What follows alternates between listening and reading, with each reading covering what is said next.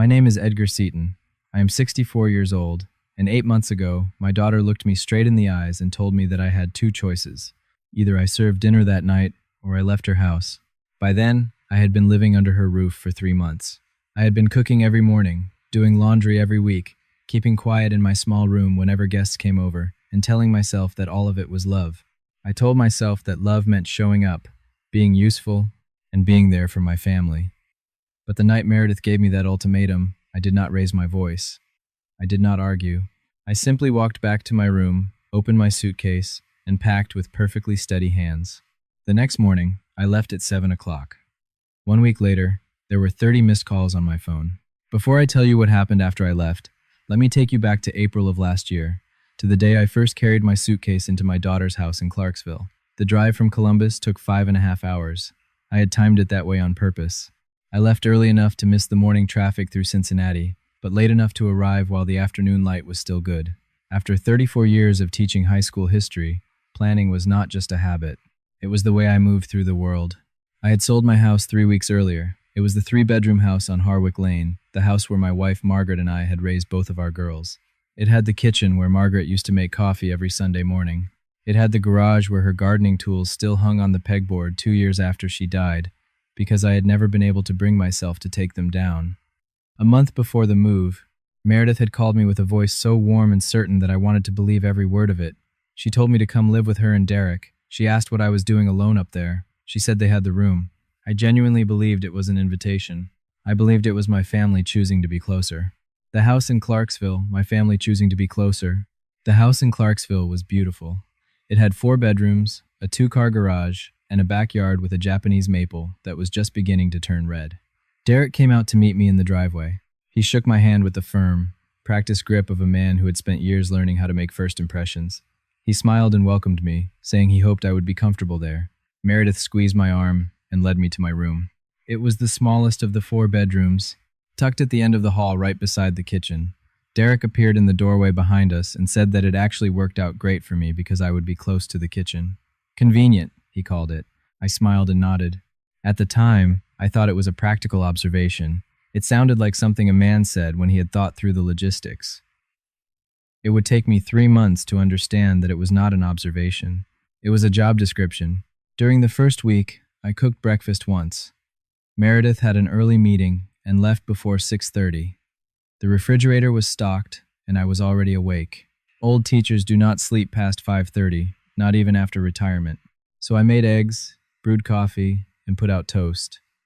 It seemed like the natural thing to do. I had cooked for my family for years after Margaret passed. I knew how a kitchen worked. Derek came downstairs at 6:45. He looked at the plate on the counter, sat down, and ate. He did not thank me. In fact, he said nothing at all until he finished his coffee and reached for his keys. Then he told me it was good and walked out. The next morning, Derek came down at the same time. 6:45 exactly. He looked at the stove, then he looked at me, so I made breakfast again. I am not sure I ever made a decision. There was no moment when I agreed to anything. It just happened. Then it happened again. By the 5th morning, breakfast had become the way mornings worked in that house. Nobody announced it. Nobody asked. Derek sat down, and I cooked. The rhythm settled into the week like furniture settling into a room. That is the thing about this kind of arrangement. It does not arrive with a contract. It arrives with a nod and a silent expectation. Before you realize what has happened, you have been performing a job for 2 weeks without ever agreeing to take it. One afternoon that first week, Meredith passed through the kitchen while I was standing at the stove. She paused to watch me for a moment and said she did not know what she would do without me. She smiled. I smiled back because I thought it was affection. Later that night, lying in bed, I heard Margaret's voice in my memory. The ones who take the most are often the quickest to say they need you. I pushed the thought away because I did not want to be unfair to Meredith. That first weekend, Derek had friends over to watch the game. Around noon, Meredith knocked on my door and asked if I could put together some snacks. "Just 4 guys," she said, already walking back down the hall, her voice casual, as if she were asking me to grab the mail. I put together a spread. Chips, dips, sliced meat and cheese. Some leftover chili reheated and served in a bowl. 4 people sounded manageable. I had fed larger groups for years. I knew how to work a kitchen under pressure, but 7 men showed up. I moved quickly, adding more crackers and pulling whatever I could from the pantry. From behind the half wall between the kitchen and the living room, I could hear the game, the laughter, and the easy back and forth of men who had known one another for a long time. It reminded me of the kind of afternoon I used to have before Margaret died and the house went quiet. At one point, one of Derek's friends wandered into the kitchen doorway with a drink in his hand. He looked at the spread on the counter and asked who had made all of it. Derek answered in an easy, proud voice that it was his father-in-law and that I loved to cook. I was standing 3 feet away, but he never looked over at me. I let that sentence pass through me while I stood at the sink. I loved to cook. It did not feel like gratitude. It felt like classification. I cooked because I enjoyed it, not because they asked. I cooked because it was who I was, not because I was serving them. That sentence made their hands clean. No obligation. No debt. No need to thank me. That night, I called Carol, a friend from Columbus. She and Margaret had been close, and after Margaret passed, Carol had stayed in touch with me in the quiet, steady way good people do when they care without making a performance out of it. I told Carol I might be reading too much into things. She was quiet for a moment. Then she reminded me that I had spent 34 years reading a room full of teenagers, and I knew when something was off. After we hung up, I told myself I would adjust. I told myself it was still early. I told myself family needed time to find its rhythm. That was my second mistake. By the second month, laundry had been added. I am still not entirely sure when it happened. One Tuesday, I noticed Derek's shirts folded neatly on top of the dryer. He had obviously done them himself. The following Tuesday, a pile of his clothes appeared outside my door, sitting there in the hallway. There was no note, no knock, no conversation, just a pile waiting for me. I washed them. I do not know exactly why. Maybe it was habit. I had done laundry for a household for years. It was the same muscle memory that makes a person check the mail when he walks past the box. But the pile appeared again the next Tuesday, and the Tuesday after that. There is something particular about being expected to do another man's laundry without ever being asked. No conversation, no acknowledgement, no exchange, just an assumption left outside your door. The Tuesday after that, I signed up for a woodworking class at the community center. It met every Tuesday at 6:30. I had wanted to get back to woodworking for years. I used to have a workshop in the garage on Harwick Lane, but I had not touched tools since the move. The first week, I went. It was good. 6 men around a workbench, the clean smell of sawdust, and the kind of focus that comes from making something with your hands. I drove home more settled than I had felt in weeks. The second week, Meredith caught me grabbing my jacket at 5:15. She asked if I was going out and reminded me that Derek needed dinner at 6. I looked at her. I asked if he did not know how to feed himself. She said, "Dad, please, I am running behind." So I put the jacket down. I never went back. A few days later, Derek stood in the kitchen doorway while I wiped down the counter. He looked at the tiles above the stove with mild displeasure and said the upstairs bathroom was getting dirty. It was not a question. It was not a request. It was a report delivered to the appropriate department. I looked at him for a moment. I had spent 34 years in a classroom, and I knew the specific dynamic of a person who had decided you worked for him. I had seen it in administrators. I had seen it in parents who confused a teacher with a service provider. I recognized it now in my son-in-law. I turned back to the counter and thought, "Meredith, where are you?" But Meredith was busy. She was always busy. And I was always available, which I was beginning to understand had become the same thing as being always responsible. Derek's mother came for the weekend in late October. Patricia Calloway was 68, cheerful, and carrying a pecan pie she had driven 3 hours to deliver. She hugged Derek the way mothers hug sons they have not seen in weeks, with both arms, eyes closed, the full weight of it. She praised the house. She admired the backyard maple. By every measure, she seemed warm and pleasant. During dinner, she mentioned, without being asked, that said Derek had grown up in a home where there was always a hot meal on the table. She said he never had to think about it because she had always taken care of everything, and that it had been her joy. Then she smiled at me across the table, and I smiled back. Later that evening, through the wall between the kitchen and the hallway, I heard Derek's voice, low, but not quite private. He said his mother had never complained about any of it because she said it made her feel needed. He was not on the phone. Meredith was with him. I kept washing the dishes. I understood exactly what he was doing. He was setting a standard. His mother was the correct model. I was the version that had not yet learned how to be grateful enough. The next afternoon, Meredith found me in the laundry room. I asked her quietly and directly if she thought I was doing too much in the house. She frowned as if the question did not make sense. Then she told me Derek had never been rude to me. That was the entirety of her defense. No rudeness, therefore no problem. I thought about the laundry pile outside my door, the jacket I had put down, the 7 men I had fed without being introduced to a single one of them. None of it had required rudeness. That was the point. That Saturday morning, for the first time, I did not make breakfast. I made coffee for myself, sat at the small table in my room, and read. Derek came into the kitchen, opened the refrigerator, stood there for a moment, and closed it again. He did not say anything. But from that morning on, he looked at me differently. I chose a quiet Thursday evening to speak to Meredith. Derek was at a work dinner. Meredith was home early for once, and the house felt calm. I sat down at the kitchen table and asked her to sit with me. She put down her phone, which was something. I told her I wanted to talk about how things had been going in the house. She looked at me with the patient, slightly guarded expression of someone who expected to be criticized. I told her I did not mind helping. I meant that. I did not mind helping, but I wanted to be asked before something was added to my day. I wanted someone to check with me first. After a pause, she asked if Derek had said something to upset me. I told her no. She said he had told her more than once how much he appreciated me being there. I looked at my daughter and said I was sure he did. She heard something in my voice she did not like, and her face changed. She told me she did not understand what I was asking because I was not working for them. I was family. I held that word for a moment. Family.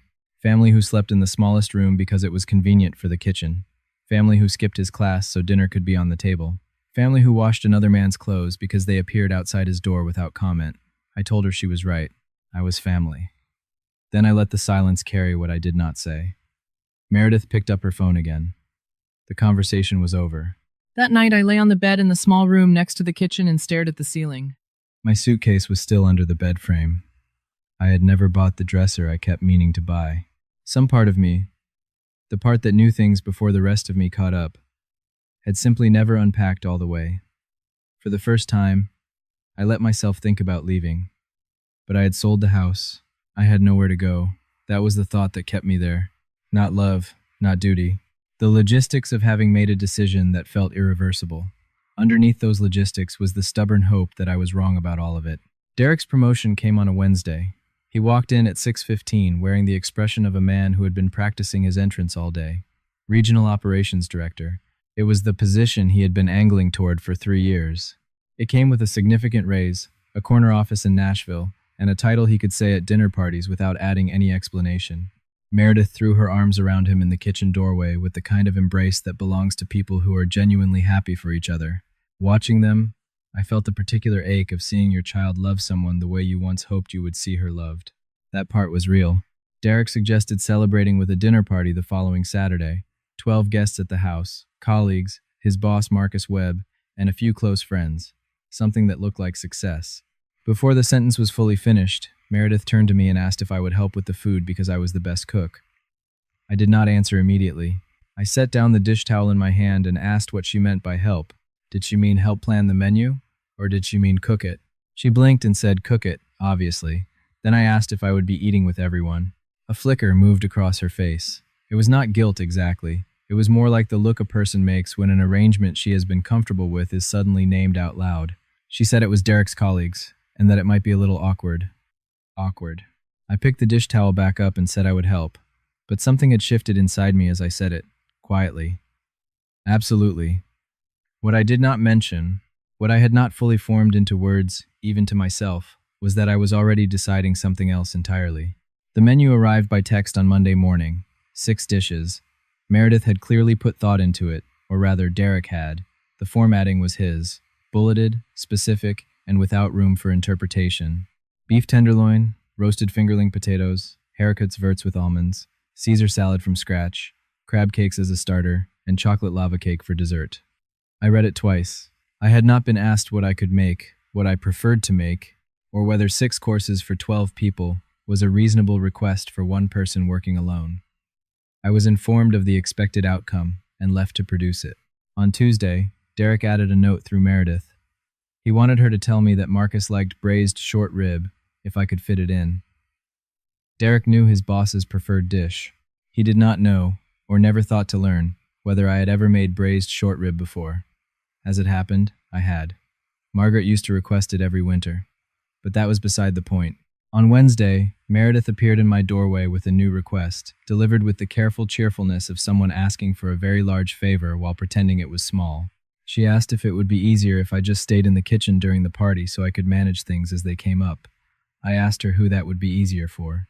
She smoothed a wrinkle from her sleeve and said it would just flow better because Derek's guests did not really know me. I looked at my daughter. I had raised this person. I had helped her with homework at the kitchen table on Harwick Lane. I had sat 3 rows back at her college graduation in the rain and never moved. Now I was being asked to remain invisible at a dinner party in a house where I cooked 3 meals a day. I told her I understood, but in my mind, I was already counting. 6 dishes, 12 place settings to wash afterward. 1 person expected to do all of it. 0 seats at the table. On Thursday night, after Meredith and Derek went to bed, I sat in my room with the lights low. The suitcase was still under the bed frame. I had walked past furniture stores in town 3 different times and never gone inside. Some stubborn, quiet part of me had always known something I was not ready to say out loud. I opened my phone and scrolled to the last text thread between Margaret and me, from the summer before her diagnosis, before the world went quiet. We had been planning a road trip through New England. She had sent me a photo of a bed and breakfast in Vermont with the message, "You deserve some good mornings, Ed." I had laughed at the time. Now I read it differently. Margaret had always seen me clearly, even when I could not see myself. I called Diane, my oldest daughter. She answered on the second ring, as she always did. She had the habit of a nurse who treated every call like it might matter. I told her everything. I told her about the laundry outside my door, the class I had given up, and the word awkward. She was quiet for a moment. Then she asked if I wanted her to call Meredith. I told her no, that I needed to handle it myself. She accepted that.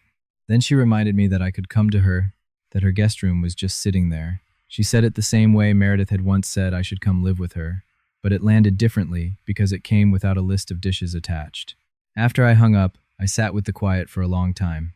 Then I opened a browser and looked up rental listings in Clarksville. Studio apartments, 1 bedrooms. Small, manageable spaces where the only dishes in the sink would be mine. My pension covered it. I had always known my pension covered it. I had simply never let myself think past the assumption that I needed to be where I was. That was the night I stopped telling myself I had no choice. I want to stop here for just a moment, not to step away from the story, but because something in me needs to ask this. Have you ever been in a situation where you kept telling yourself, just a little longer, only to realize one day that you had been saying that for months? I want you to think about that. And if this story is reaching something in you, I hope you share it with someone who might need to hear it. Carol called Wednesday morning, 3 days before the party. She was in Nashville visiting her son and had driven down from Columbus the week before, the way Carol did things, suddenly and practically, without making a fuss. She said she would be in Clarksville on Thursday and asked if we could get coffee. We sat in a diner booth for 2 hours. I told her things I had not let myself say out loud before. Not just the facts, not just the laundry, the class, and the kitchen at the party, but the feeling underneath all of it. I told her about the particular loneliness of being a man who had built a life around being useful to people he loved, and then being made useful to someone who did not see the difference. Carol listened the way she always had, without interrupting, and without trying to fix everything before I had finished speaking. When I was done, she set down her mug and told me I was not the help. I was Meredith's father. It was such a simple sentence. But simple sentences are the ones that land the hardest. We were still talking when Meredith pulled up to collect me. She had insisted on picking me up because she said she needed to run errands nearby. She came into the diner for 5 minutes, bright and warm, and Carol was charmed the way people always were by Meredith's social ease. As we got up to leave, Meredith turned to Carol and invited her to the dinner party on Saturday. She said Derek had just been promoted and that Carol should come. Carol looked at me for barely a second. I gave her the smallest nod. She smiled and said she would love to. In the car, Meredith chattered about the party menu, the flowers she had ordered, and the tablecloth she had borrowed from a neighbor. She did not know that she had just invited the one person in Clarksville who knew exactly what had been happening in her house for the past 3 months. I looked out the passenger window at the town passing by and thought, all right, Saturday, then. On Friday night, I was in the kitchen at 9, going through the pantry. Beef broth, checked. Red wine, checked. The short rib, was already marinating in the refrigerator. I had mapped out the timing for all 6 dishes. What could be prepared that night, what needed to wait until morning, and what needed to be plated at the last minute. 34 years of managing classrooms had made me good at logistics. I knew how to run a complicated operation alone. Meredith came in quietly. Derek was not home yet. He was out for after-work drinks with colleagues. She stood near the island and said nothing for a moment, which was unusual for Meredith, who filled silence the way water fills a container. Then she told me that the next day was really important to Derek. She spoke carefully, as if she had rehearsed the words. She said she needed everything to go smoothly, which meant she needed me focused on the kitchen, just the kitchen. She told me not to come out to the living room and not to talk to the guests. I set down the pen I had been using to check off my prep list and asked her what she was saying. She still would not quite meet my eyes. She said that if I was not comfortable with that, or if I thought it would be too much, then maybe I should go stay somewhere else for the weekend and take a little break. She had packaged it as consideration, as though she were offering me a gift. I looked at my daughter for a long moment. She was 35 years old, standing in her kitchen, telling her father to either work in silence or disappear. And somehow, she had found a way to make it sound like concern. I turned off the burner beneath the broth and told her I understood. Then I walked down the hall into my room and closed the door. At 11 o'clock, I pulled the suitcase out from under the bed. I did not slam it onto the mattress. I did not throw things in. I opened it the same way I had opened it on the first day, methodically, with both hands, setting it flat and unzipping it all the way around. I packed the way I had always packed. Clothes folded, not stuffed, books in their own section, toiletries in the zippered front pocket. Margaret used to say I could be ready to leave for anywhere in 20 minutes. I did not know then that this was a skill I would actually need. There were things I did not take. The navy apron I had bought at the kitchen store on Main Street during my second week in Clarksville stayed on the hook by the stove, exactly where it had always lived. The spare key to the house, the one on the ring Meredith had given me, I left on the kitchen counter. Beside it, on the cutting board, I left a piece of paper folded once. I had thought carefully about what to write. Not a speech, not an accusation. One honest sentence. I cooked with love, but I cannot serve out of fear. I hope the party is everything you hoped for. At 11:30, I called Diane. She picked up immediately and asked what was wrong. I told her nothing was wrong. I told her I was leaving in the morning and asked if she could book me a room somewhere close by. There was a beat of silence. Then she told me it was already done and asked me to text her when I was in the car. That was Diane. No drama, no argument, no asking if I was sure. She trusted me to know my own mind. She always had. I set my alarm for 6:30, turned off the light, and lay down on the bed that had always been too narrow. I did not sleep much, but worry was not what kept me awake. It was the particular alertness of someone who has finally made a decision and is simply waiting for morning to act on it. At 6:47 on Saturday morning, the house was quiet in the way a house is only quiet when everyone else is asleep. It was that thick, specific silence that belongs to early mornings in other people's homes. I carried my suitcase down the hall with both hands, lifting the wheels off the floor so they would not roll. Meredith's door was shut. Derek was already out.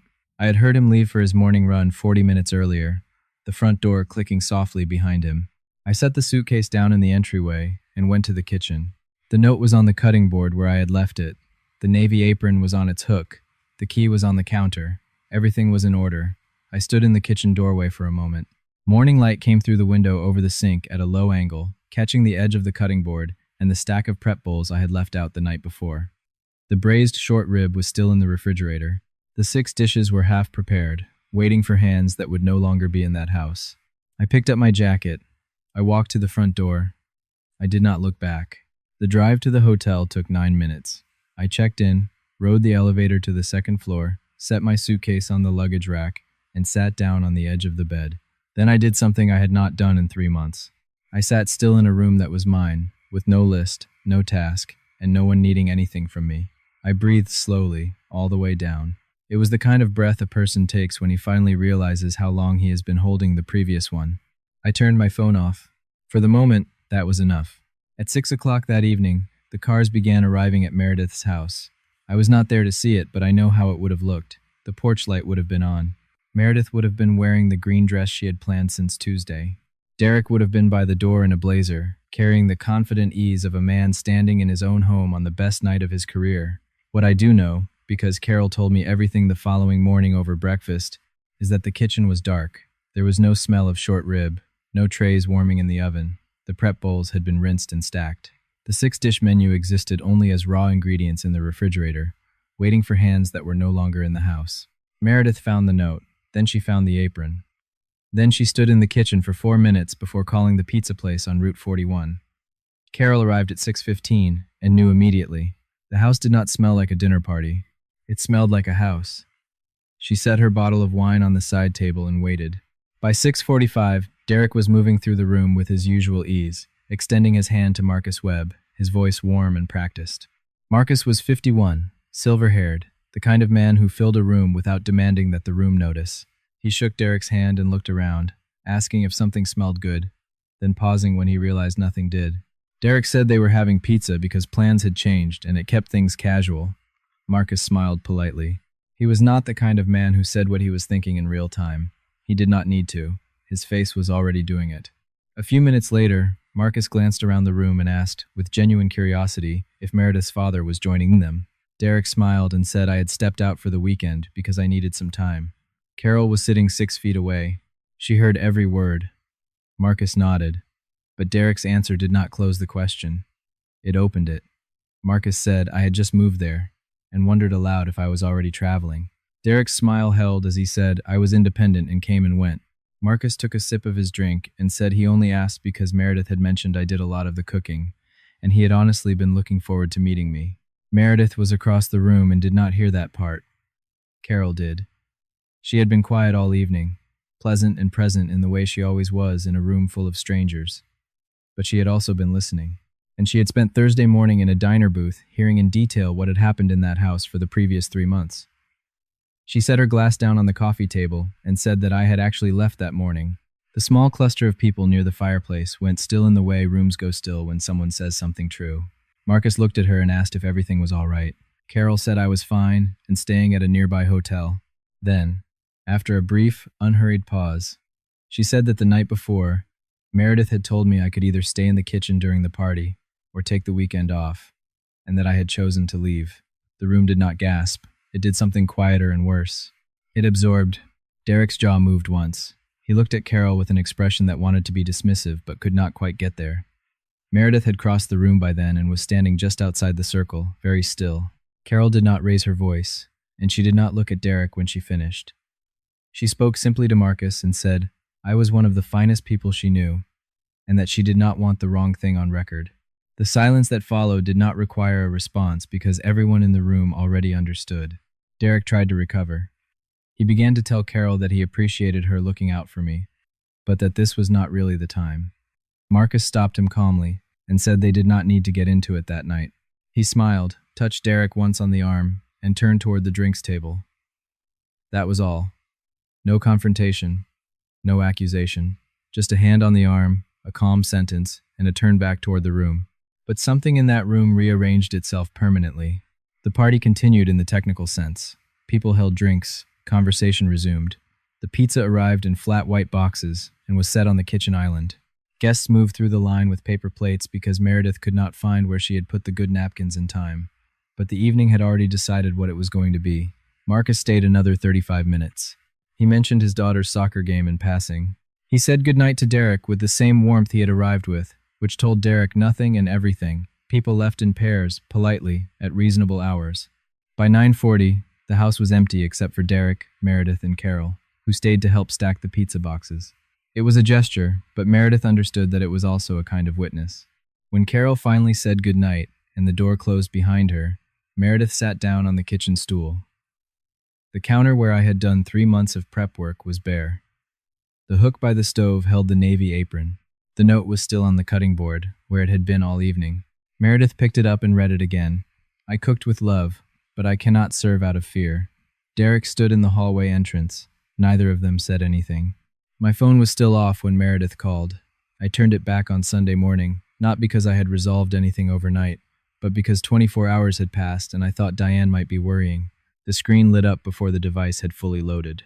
Notifications rolled in, one after another, and it took a moment for them to organize themselves into meaning. 11 missed calls from Meredith, 1 from Derek, 2 from numbers I did not recognize, 1 from Carol with a voice note attached. She had only wanted to make sure I was okay. She said I was, and that I should call when I wanted to. I lay in the hotel bed, listened to the air conditioner, and thought about what I felt. Not triumphant, not exactly relieved. Something simpler. The quiet of a person who has done the hard, right thing and is now sitting with the aftermath. I called Diane. Before I could ask, she told me Meredith had been calling her too. Diane said she told Meredith I was safe and that she was not giving out my location. She said Meredith sounded upset, then paused and corrected herself. Meredith sounded scared. Diane told me there was a difference. She said Meredith was scared I was gone, but she had not looked at why I had left. Those were not the same problem. Later that afternoon, Meredith reached Diane again. Diane told me about it the following morning. Meredith had cried. She said she did not understand how things had gotten to that point. She said she needed me to come back, that she could not manage without me. Diane, who had never sugarcoated anything in her 38 years, told her that was the problem. Meredith had been managing with me, not being with me. There was a difference, and I was the only one who had been feeling it. The calls kept coming. 7 days. That is how long I stayed in the hotel before I moved into the apartment I signed for on Wednesday of that week. It was 372 square feet on the second floor, with a window in the kitchen that looked out over a small courtyard and a bird feeder nobody had stocked in a while. I counted the missed calls when I turned my phone on Monday morning. 30. 22 from Meredith, 4 from Derek, 3 from numbers that turned out to belong to mutual acquaintances Meredith had apparently recruited, 1 from Carol, who had also sent a text saying the party was exactly as interesting as I would expect and that I should call her when I was ready. I did not call anyone back that first morning. Instead, I drove to the apartment complex, reviewed the lease, and signed my name on the line. The property manager was a practical woman in her 40s named Renee. She handed me the keys with the professional goodwill of someone who did not ask about circumstances. That afternoon, I called Carol. She told me about the party in her steady, factual way, not to wound anyone, but to bear witness. When she finished, I sat with it. I told her she did not have to say anything and could have let it go. She said she knew, but Derek had been building a story about me in front of people who did not know me, and she had only offered the other one. That evening, I called Diane. She asked what came next for me. I told her I had signed the lease and that the apartment was small, but good. Then I told her there was a woodworking group at the community center on Tuesday evenings, and that I had looked it up. There was a quiet beat on the line. Then Diane laughed, not loudly, but in the way that means something. She told me to go build something. The following Monday, Derek walked into the office, expecting a new chapter. He had received the promotion formally on Wednesday. The title was now on his email signature. The corner office was technically his, as of the first of the month. He had planned the dinner party specifically to introduce himself in that new role to the people who mattered, to stand in his home inside a well-run life and demonstrate the kind of man who had arrived. Marcus Webb was in the building by 8:15. Derek passed him in the hall near the coffee station at 9. Marcus said, "Good morning." The tone was the same. The eye contact was different. Not hostile, just shorter. The way a person's gaze shifts when the image he had been holding has been quietly revised. They did not go to lunch that day. They had gone to lunch every Monday for 7 months. Derek mentioned it to Meredith that evening and said Marcus was acting strange. Meredith was sitting at the kitchen table, holding a mug with both hands. She had not cooked dinner. There was takeout on the counter, still in the bag. She asked what strange meant, but there was not much inflection in her voice. Derek said Marcus was distant, then opened the refrigerator and stood in front of it. Meredith said it would pass, but she said nothing else. A few days later, one of Derek's colleagues, a woman named Jess, who had attended the party and genuinely liked Meredith, sent her a private message. Jess said she was checking in because Meredith had seemed off on Saturday and asked if everything was okay at home. Meredith read the message twice and did not answer right away. The party had been meant to announce something. In the end, it had announced something else entirely. Some things can be managed. The impression you make in a room is not always one of them. Meredith found me on Thursday afternoon. Diane had given her the name of the hotel, not my room number, just the name, Meredith asked at the front desk. The young woman there called my room, and I told her to send Meredith up. We sat in the small lobby on the second floor. Meredith was holding the note I had left on the cutting board. She had clearly been carrying it for days. The fold had gone soft. She sat down across from me and did not perform anything. No strategic opening. She simply looked at me and said she was sorry. I did not respond right away. In 34 years of teaching, I had learned that the pause after an apology matters. What fills that pause tells you everything. I asked her what she was sorry for. She took a breath and said she had not seen me. She said she had seen what was useful about me being there and had told herself that was the same thing. Then she stopped, and her voice became quieter. She said she had been scared to see more than that because if she had, she would have had to look at some other things too. She did not finish the sentence. She did not need to. I had watched my youngest daughter for 35 years, and for the first time, I understood with clarity that the harm she had done to me was not simply carelessness. She had been managing her own fear for a long time, and I had become one of the things she used to do it. That did not make it right, but it made it human. I told her I loved her, and that had not changed. But I also told her I would not live that way again. Not for anyone. She nodded. Her eyes were wet. She did not argue. That, too, was something. The 30th call came Friday evening at 8:43. I was sitting in the hotel chair with a book and a cup of coffee. When the name appeared on the screen, I held the phone for a moment before answering. It was Derek. He called me Mr. Seaton. He had never called me that before. 3 months in his house, and it had always been Edgar, which I had accepted because correcting it would have required a conversation neither of us had been willing to have. Mr. Seaton sounded strange, more formal than our relationship had been, and more honest. Derek did not apologize. I had not expected him to. Men like Derek do not often have that particular vocabulary ready for their own behavior, but he was quiet in a way I had never heard from him before. It was the silence of someone sitting with something uncomfortable. Finally, he said he had not thought it would go like that. I told him I knew. Another pause followed. I considered leaving it there, letting him end the call in the awkwardness of it. But there was something I had wanted to say, and the moment was open. I told Derek that what I cared about most was not what had happened between him and me. What mattered most was that my daughter felt she could not tell him the truth about something without consequences. I told him that was what I wanted him to sit with. He did not answer right away. Then the line clicked. He did not call back. I did not expect him to, but I meant what I said, and I believed, in the way people believe things they cannot prove, that it landed somewhere. Not because Derek was ready to hear it, but because certain things, once spoken plainly, do not fully disappear. I finished my coffee and went back to my book. Diane flew in Saturday morning. I picked her up at the Nashville airport at 10. I saw her familiar face coming through the arrivals door, practical carry-on, sensible shoes, and the unhurried walk of someone who had seen enough emergencies to know this was not one. She hugged me for a long time, the way a person hugs when she wants you to feel that something is solid and that it holds. We drove to the apartment. Diane walked through all 372 square feet with the thoroughness of someone inspecting a property. She ran her hand along the kitchen counter, tested the window latch, and looked out at the courtyard below. Then she said the light was good and that I could set up a reading corner there. We spent the afternoon at estate sales and the second-hand furniture place on Market Street. I needed a table, 2 chairs, a bookshelf, and a lamp. Diane kept trying to add things, like a side table and a coat rack. I kept telling her no. I wanted only what I had chosen. I wanted to fill the space slowly, the way a person fills a life he is actually living. At the hardware store, I stopped near a display by the entrance. They had a small set of hand tools on a pegboard, the same kind Margaret had hung in the garage on Harwick Lane. I bought a set and mounted them on a strip of pegboard I cut and hung above the small work table I set up by the window. They were not the same tools, but they were mine. That evening, Diane and I cooked dinner together in my small kitchen. Pasta. Simple. A bottle of wine. The window opened to the October air. I sat down at my own table, in my own chair, and ate. Diane raised her glass. She did not say anything, which was exactly right. 3 weeks after the party, Meredith told me she had started seeing someone.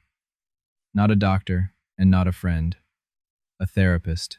She said it the way people say things they have been practicing, careful and a little vulnerable. She told me the therapist was helping her understand patterns, things she had not realized she was doing. We were on the phone.